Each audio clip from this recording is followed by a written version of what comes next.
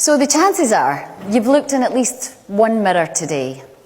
You had a shave, or you combed your hair, or maybe you checked your teeth for spinach after lunch. But what you didn't know is that the face looking back at you isn't the face that everybody else sees. It's a kind of reversed, distorted, back to front image. So some years ago I was on a flight to New York and I read an article in the FT, and it was an article about a phenomenon called a true mirror. And for the Americans listening, that's a mirror. So the true mirror was actually invented by a brother and sister team in New York called John and Catherine Walters.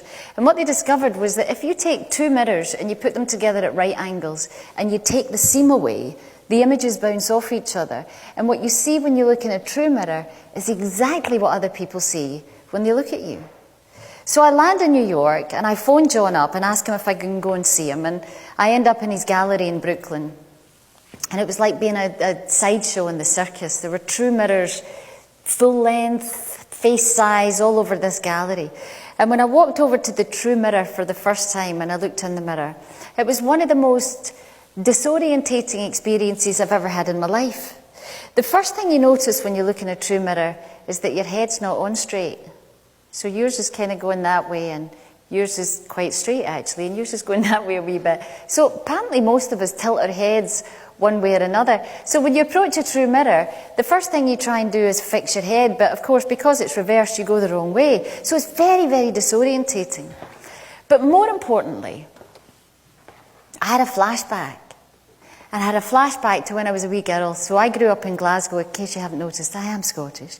But I grew up in Glasgow, and my mum, when she was putting her makeup on, I used to love sitting watching my mum putting her makeup on, you know, with my chin in my hands.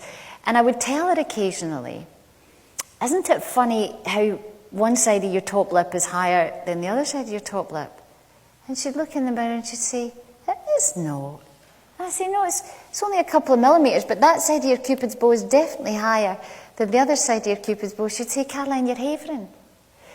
And when I looked in the true mirror, there was the lip that I had been wearing at that time for maybe 45 years, and I'd never seen it. So the difference is when you look in a regular mirror, you look for reassurance. You look for reassurance that you're beautiful, or you're young, or you're tidy, or your bum doesn't look big in that. But when you look in a true mirror, you don't look at yourself. You look for yourself. You look for revelation, not for reassurance. And this was deeply interesting to me, because what I do for a living is I help people be themselves, not in any narcissistic or solipsistic way, but because I believe that social reformation always starts with the individual.